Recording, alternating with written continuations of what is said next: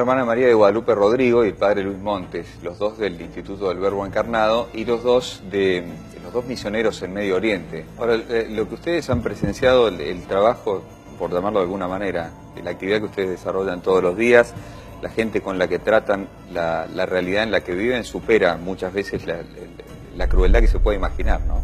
Sí, ciertamente, ciertamente. Lo que nosotros tenemos la posibilidad de ver supera toda fantasía, ¿no? O sea, uno puede imaginarse cosas bravas, pero enterrar a un niño de 10 años vivo para que sufra más, crucificar a un niño, ¿no? Son cosas durísimas, ¿no? Y eso es lo que allá ocurre, y la persecución se da todo el tiempo, y la crudeza es mucha. Pero lo que más impacta no es eso, ¿no? Lo que más impacta es la reacción del pueblo cristiano allá. O sea, ante semejante crueldad, ante semejante barbarie, ante tanto sufrimiento, ver la paz que existe entre ellos, ver el perdón absoluto, dado sin condiciones, es una cosa que para mí supera, pero enormemente, todo lo demás. El mal hace mucho ruido, pero lo que realmente tiene peso es el bien. Uno piensa, cuando nosotros nos hacen algo, perdonamos, pero a veces queda un resentimiento. Ellos tienen un perdón que es ilimitado, ¿no? O sea, el ejemplo más fuerte, yo recuerdo, es la mamá de 2 jóvenes egipcios que fueron degollados en Libia, ¿no? ¿Se acuerdan? Salió ese video del Estado Islámico, degollaron 21 egipcios, coptos, cristianos. Sí, claro. La mamá de 2 de ellos le preguntaron, uno le preguntó, ¿qué harías si vieses a los asesinos de tus hijos en la calle? Y ella dijo, los invitaría a tomar un café. Dice, porque ellos han introducido a mis hijos en el reino de los cielos. Es mucho más difícil que perdonar cosas que le hacen a uno, ¿no? O sea, la madre sufre mucho más en ese sentido. Pero el perdón es absoluto, guiado por ese espíritu de fe, ¿no? Y eso nosotros lo vemos permanentemente. No siempre expresado tan claramente, ¿no? Pero lo vemos permanentemente. Y lo vemos en la paz que tienen los cristianos que viven en los campamentos de refugiados, ¿no? Hay una frase que yo siempre digo, veo mejores sonrisas en el campamento de refugiados que en las ciudades de Occidente. Es como que la gente, a pesar de su sufrimiento, sin embargo, aún así, tiene una felicidad mucho más profunda, ¿sí? Basada en esa capacidad de perdonar, en esa capacidad de ver la mano de Dios, aún en las acciones que son muy duras, y de ese modo están como despegados ya de la tierra, ¿no? En tiempos normales, ¿cómo es el cristiano? Digo, es un sentimiento religioso más bien superficial, como lo que estamos acostumbrados a ver en Occidente. ¿Cómo es el sentimiento religioso del? Bueno, en general en Medio Oriente estamos hablando de iglesia martirial desde sus comienzos.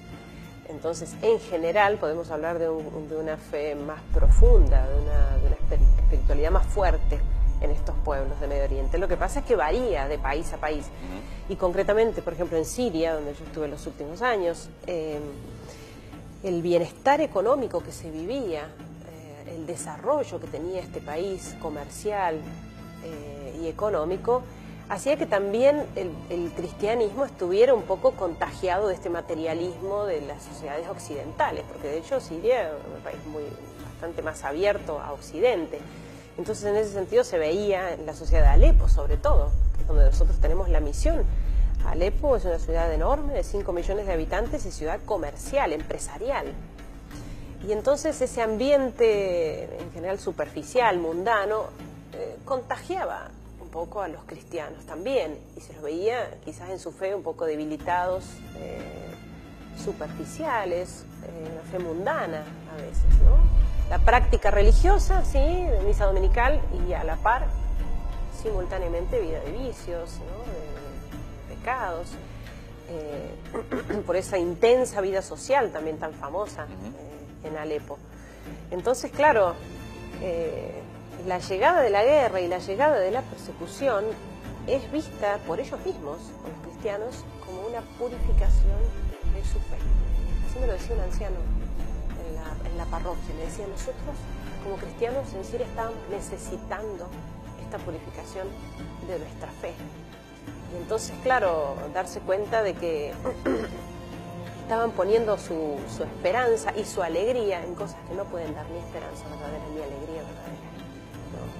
Al serle arrebatado todo, materialmente hablando, como ellos mismos dicen, nos damos cuenta de que estábamos tan entretenidos con las cosas del mundo que nos olvidábamos de lo importante. Y es así que se fortalece su fe, o sea, en general, en todos los casos que nosotros conocemos, en nuestros cristianos, se han fortalecido en su fe, no que se hayan debilitado, que hayan constatado, que hayan... Bueno, es como un mensaje para el resto de los cristianos, sobre todo los de esta parte del mundo, ¿no?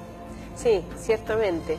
Es una enseñanza también de cómo el sufrimiento es tan valioso. Eso es lo que ellos ven, el sufrimiento es valioso realmente en nuestra vida, aun cuando su contenido parezca negativo, ¿no? El dolor, digamos, que todos normalmente o naturalmente queremos evitar. Y sin embargo es ese sufrimiento el que nos hace purificarse en su fe y aferrarse a las verdades eternas, ¿no? Porque en definitiva ese es el punto. Ellos ahora están con sus ojos fijos en el cielo. A Cristo lo tienen incorporado y es parte de su ser. En esa huida de Mosul, que ya fue hace 2 años, donde huyeron 120.000 cristianos, algunos murieron en el intento, el obispo, ¿no?, dijo, de todos ninguno apostató, ninguno traicionó. Es bueno repetir la cifra. Usted acaba de decir 120.000 cristianos. De esa zona de Mosul, 120.000 cristianos. Tiempo. Sí, en unos meses. La mayor parte fue en noviembre de hace 2 años atrás. Y ninguno apostató. Ninguno dejó de ser cristiano. Ajá. Simplemente para conservar la casa o el trabajo, claro, o las pocas pertenencias que se pudieran tener, sí, o tener contacto con la gente que uno normalmente se ve. O hay que ponerse en lugar. Digo, para nosotros es una realidad prácticamente inimaginable. Sí, y es inimaginable porque también estamos adormecidos en Occidente. Y cuento, por ejemplo, desgraciadamente no guardé el artículo, era un diario italiano, más o menos de la misma época, donde el ISIS ya estaba bastante expandido en la zona. Y una profesora en Italia, en una escuela secundaria, le hizo a sus alumnos la pregunta: ¿qué pasa si vienen y les dicen o te convertís al Islam, decimos los del ISIS, ¿no?, o muerte? Y en esa escuela, en esos alumnos, que está bien, es un caso, ¿no?, tampoco, pero la mayor parte de los alumnos dijeron, ¿qué problema hay? ¿Qué problema hay? Nos hacemos para salvar el pellejo, para salvar la vida, nos hacemos musulmanes. Solamente 2 alumnos dijeron que no. Ahora, eso que es anecdótico, yo muchas veces me lo puse a pensar en cuántos países de Occidente nosotros no encontramos la misma realidad. Si uno en nuestros países, en nuestras misiones, uno diría, a ver, si te quedás fiel a Cristo, o perdés la vida, o en el mejor de los casos no perdés la vida, pero perdés el resto. Los cristianos de Medio Oriente se sienten un poco, es de suponer que se sienten un poco como huérfanos de Occidente, pero también probablemente del resto de los católicos. Sí, porque no obstante que nosotros sabemos que en Occidente no todo lo que pasa en Occidente, ni mucho menos, depende de la Iglesia y depende de los cristianos en cuanto tal, pero para el cristiano de Oriente, hasta el día de hoy, Occidente es cristiano. La percepción que ellos tienen, Occidente es cristiano, que también lo tienen muchos que no son cristianos, ¿no? Y eso en parte porque gran parte de los valores culturales que gozamos y a veces usamos mal en Occidente son valores que han venido del cristianismo. De alguna manera, y aunque lejanamente siguen siendo cristianos, pero no la gente que toma las determinaciones. Claro. Casi todos los gobiernos, salvo claro, un par de excepciones en Europa del Este y nada sí, más. Eso varía, quien más, quien menos, pero no son decisiones ciertamente hechas por amor a Cristo y en muchos lados, como son muchas guerras, la toman las decisiones, parecería que ni siquiera aquellos que están gobernando. Entonces, ¿qué experimentan? Sí experimentan un abandono.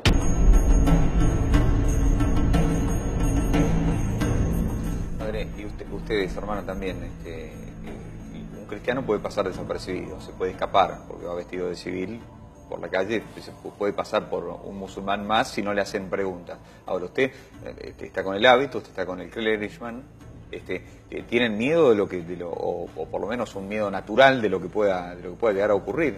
Digo, ¿ustedes saben dónde encontrarlo? ¿Usted también? Sí, bueno, un miedo natural a veces uno puede tener un poco, pero la verdad yo no creo que tenemos tanto miedo como uno podría imaginar, ¿no?, en esas situaciones.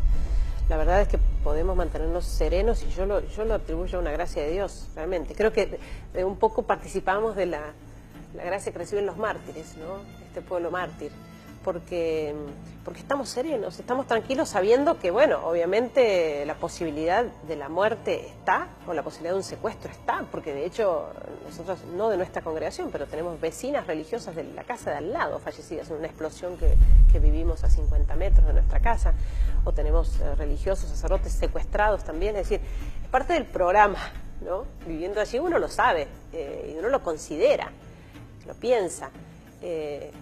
Yo creo que, bueno, es parte de nuestra misión y a eso estamos dispuestos por la gracia de Dios, yo creo. Sí, la verdad es que el miedo es casi inexistente, y si existe un poco de miedo es por nuestros fieles, ¿no? A mí me pasó estar en la iglesia y pensar, ¿y sientan ahora? Y pensar, bueno, tengo que abrir esa puerta para que la gente pueda moverse, pero es casi inexistente, o sea, vivir en lugares así hace que Dios nos llene de bendiciones. Es como que está obligado, digamos. Entonces yo conozco gente que es naturalmente miedosa y no tiene ningún miedo. Y conozco otra gente, misioneros incluso, que han llegado y se tienen que ir porque el miedo es demasiado fuerte, digamos. Eso también un poco muestra que Dios no está pidiendo eso, digamos, ¿no? Cuando Dios llama a una misión, da todas las fuerzas para cumplir, ¿sí? Es Dios, ¿no? La mochila viene completa. Entonces ese es un problema nuestro. Cuando uno cuenta, uno corre el riesgo de contar solamente lo que es negativo. Y no está contando lo que es realmente importante, ¿no? Y es la fuerza de Dios, ¿sí?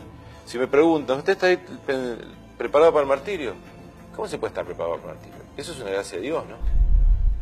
O sea, no puedo yo prepararme, o sea, puedo esforzarme, tratar de vivir en la vida de la gracia, rezar, estar unido a Dios, pero en definitiva es una gracia, ¿no? Y uno por eso ve una niñita de 13 años enfrentar a terroristas con una calma que espanta, y ella darle fuerza a su madre para que no tenga miedo, ¿no? O sea, son realmente gracias de Dios, ¿no? Por eso cuando uno cuenta a veces corre el riesgo de contar solamente lo que tiene fuerza ante la gente, ¿no? Que es lo malo, lo destructivo, ¿sí? Pero en realidad lo más importante no es eso, y eso parece pequeño en comparación con lo otro, ¿no? Cuando uno trabaja con gente que ha perdido todo y mantiene la alegría, ellos nos están dando una fuerza a nosotros que es impresionante, ¿no? O sea, el sentimiento que uno tiene ante ellos es de vergüenza, pues diciendo, ¿quién soy yo para estar ayudándolos a ellos? Yo no merezco estar aquí, digamos. Pero esa es la prueba, yo creo, de más grande, ver la alegría que tienen ellos y la alegría que podemos tener nosotros en esas situaciones, realmente. Estar contentos al punto de no querer irnos, o sea, no estamos allí por la fuerza, nuestros superiores no nos obligan a estar en estos lugares de misión. De hecho, nos piden que sea realmente una decisión voluntaria delante de Dios, viendo que realmente Dios lo está pidiendo, con el apoyo de nuestras familias. Y uno experimenta eso, que no se quiere ir. La alegría que se vive, aún en situaciones tan trágicas, ¿no? Yo recuerdo, por ejemplo, esto que dice el padre de tener, la vida comunitaria, la vida de recreaciones y festejos, ¿no? En medio de los bombardeos. O sea, en los momentos más duros y más críticos, yo recuerdo que el obispo nos decía, porque vivimos allí en el obispado, en Alepo, tenemos una residencia para estudiantes universitarias. Y están los sacerdotes del Instituto del Verbo Encarnado, estamos nosotras, las estudiantes, y el obispo, en esos días que fueron muy críticos, porque cayó un misil muy cerca, apenas 50 metros, hubo muchos muertos y heridos entre los nuestros, y el obispo decía, bueno, en estos días más recreación. Entonces era todos los días, bueno, después de la adoración, la misa, cenar y quedarnos después de cena. No había electricidad allá, bueno, con las velas y bueno, tocar la guitarra y cantar, o contar chistes, o jugar a la lotería, y la alegría que reinaba. Yo veía los rostros de las estudiantes, además conociéndolas antes. Sí. No los estudiantes siguen estudiando mientras todo eso pasa. Siguen estudiando, pero verles la alegría en el rostro, verles cómo disfrutaban de ese juego de lotería o de lo que fuera, con las paredes temblando por las explosiones, es impresionante, ¿no? Es realmente impresionante. y verlas disfrutar de ese modo, ver esa alegría que reina, que obviamente es un regalo de Dios. Antes de todo este fenómeno del ISIS era prácticamente imposible pensar en una realidad de ese tipo, ¿no? Semejante nivel de barbarie, de maldad, de odio. Ustedes, que hace mucho tiempo que están, más de 20 años que están en el lugar, seguramente les cuesta creer lo que viene ocurriendo, lo que ha ocurrido. Digo, ¿de dónde viene todo eso? Sí, a ese punto sí.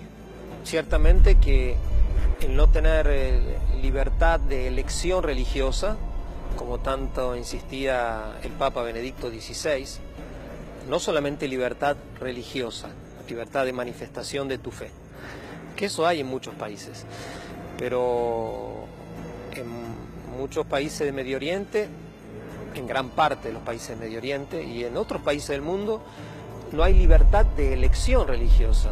Es decir, si vos naciste hindú, que puedas elegir libremente ser cristiano, ser católico o ser ateo. Nosotros, por ejemplo, como católicos, si alguien abandona la fe católica, eso es un gran pecado, un gravísimo pecado, un pecado que va contra el primer mandamiento, se llama apostasía. Pero ese pecado, nosotros nos decimos que es un delito que merezca la muerte.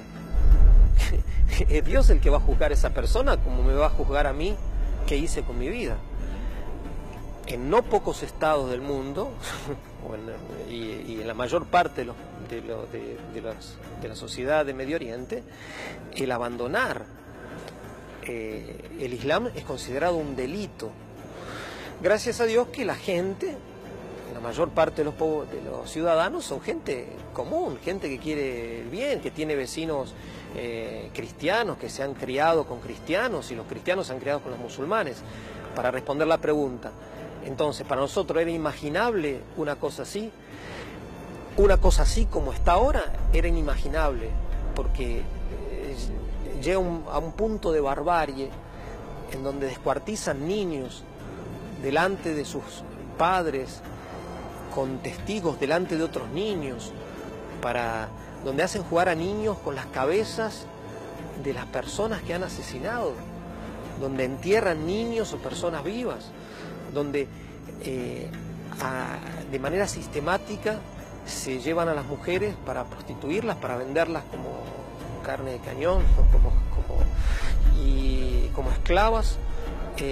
A los hombres, los más grandes, los matan, y de los niños los tratan justamente de usar como instrumentos para su propaganda. Eso ciertamente no solamente es satánico, sino luciferino, es decir, la distinción va a que no solamente hacer el mal, sino hacer el mal pero con una profundidad, usando la inteligencia para el mal. Entonces, ciertamente que ese grado de barbarie era impensable. Ahora bien, ¿qué es una sociedad violenta?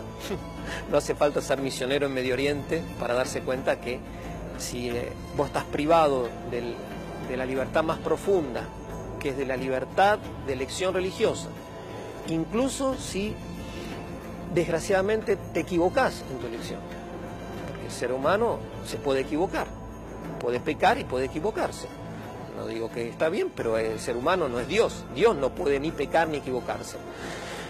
Entonces digo, si en el ámbito de la libertad de elección religiosa, que es el ámbito más profundo, vos estás privado de esa libertad, ya de por sí la sociedad es violenta, porque es violenta en los principios.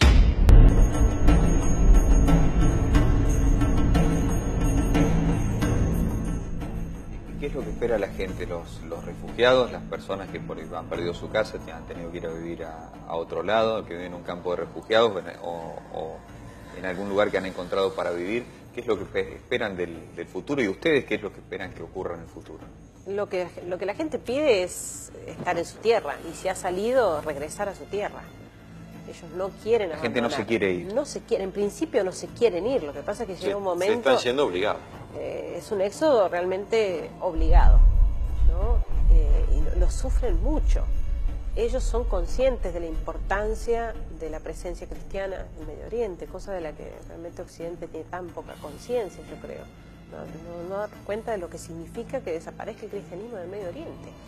Entonces ellos lo tienen como la última instancia. Lo que pasa es que la última instancia a veces llega pronto, ¿no? Y ellos ya llevan años cambiando de casa bombardeada, pasando de pariente en pariente, saliendo del país a un país vecino, y las posibilidades son cada vez menores y bueno, llegan también a... En Irak ya son 13 años, ¿no?